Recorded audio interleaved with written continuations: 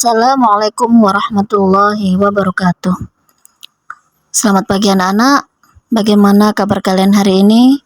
Semoga pada pagi hari ini kita semua diberikan Allah sehat walafiat dan dimudahkan dalam menjalankan ibadah puasa. Amin. Sebelum pelajaran dimulai, marilah kita baca doa sama-sama. Kita baca surat Al-Fatihah dan Asmaul Husna. Berdoa mulai. Materi hari ini adalah tentang tata surya. Mari kita simak videonya. Di luar angkasa terdapat berjuta-juta galaksi, dan kita berada pada salah satu dari jutaan galaksi tersebut. Galaksi yang kita tempati bernama Galaksi Bima Sakti atau Milky Way. Galaksi Bima Sakti terdiri dari kumpulan tata surya. Salah satunya adalah tata surya yang kita tempati. Setiap tata surya memiliki bintang besar sebagai pusatnya. Bintang besar tersebut adalah matahari. Jadi, matahari adalah pusat tata surya.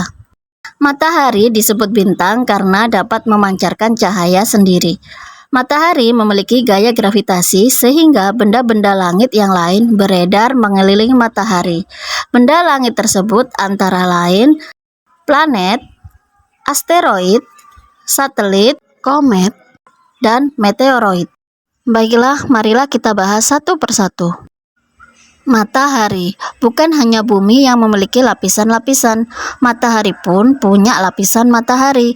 Kalau diurutkan dari dalam keluar, antara lain inti matahari, fotosfer, kromosfer, dan korona. Inti matahari memiliki suhu yang sangat tinggi, berfungsi sebagai sumber energi matahari. Energi ini dipancarkan secara radiasi.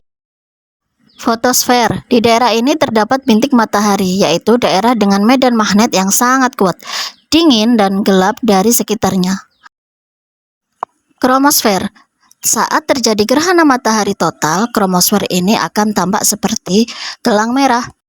Korona. Korona adalah lapisan terluar berwarna keabu-abuan, terlihat seperti mahkota. Korona juga akan terlihat saat gerhana matahari total.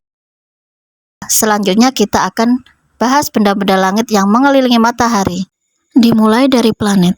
Planet bukan bintang, jadi tidak bisa memancarkan cahaya sendiri, tidak seperti matahari. Ada 8 planet pada sistem tata surya. Planet yang pertama adalah Merkurius. Merkurius adalah planet terdekat dengan matahari, ukurannya sangat kecil. Selanjutnya adalah Venus. Planet kedua dari matahari ini biasanya disebut bintang fajar atau bintang kejora atau bintang senja. Disebut seperti itu karena Venus bisa dilihat dari bumi saat fajar ataupun senja tanpa menggunakan alat bantu sama sekali.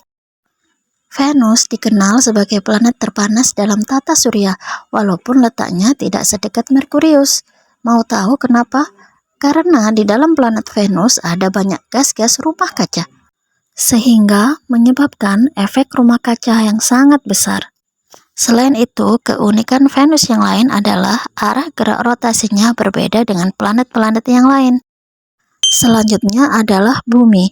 Inilah satu-satunya planet yang dapat dihuni oleh makhluk hidup. Bumi memiliki satu satelit alami, yaitu bulan.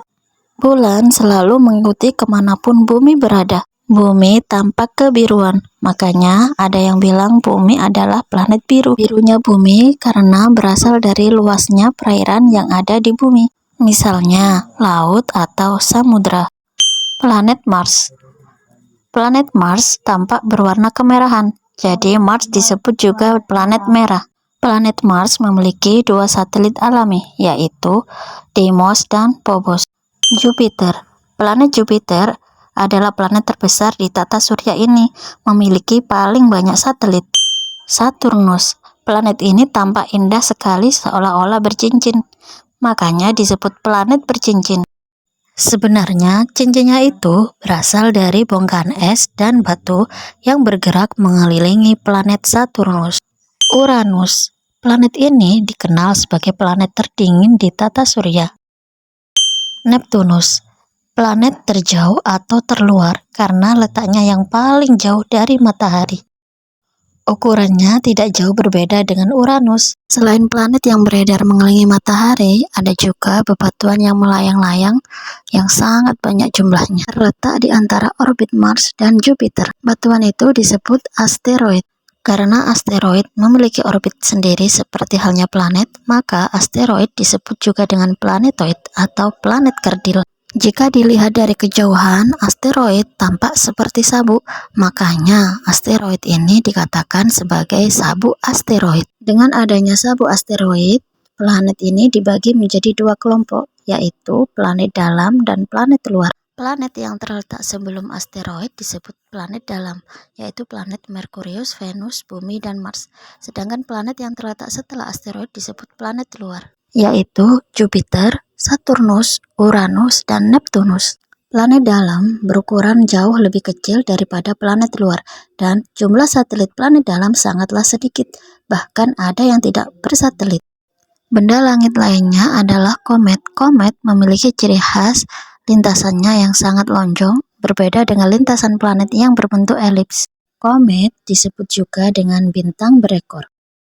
Arah ekor komet selalu menjauhi matahari, karena ada dorongan yang sangat kuat dari angin dan radiasi matahari. Selain itu, ada benda langit yaitu bebatuan yang mirip seperti asteroid.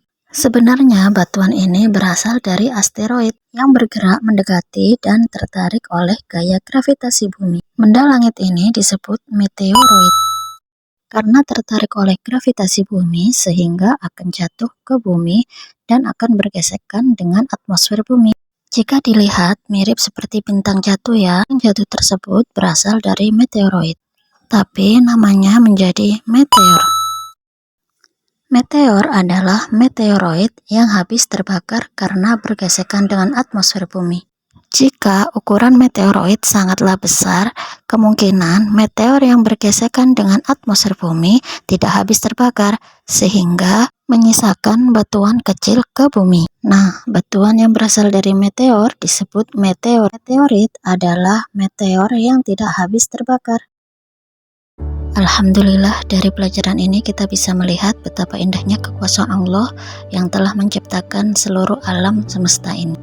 Anak-anak, tugasnya adalah merangkum materi yang ada di video tadi ya.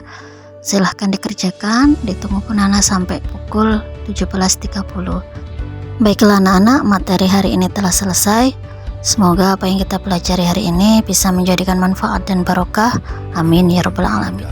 Di akhir Ibu Nana, wassalamualaikum warahmatullahi wabarakatuh.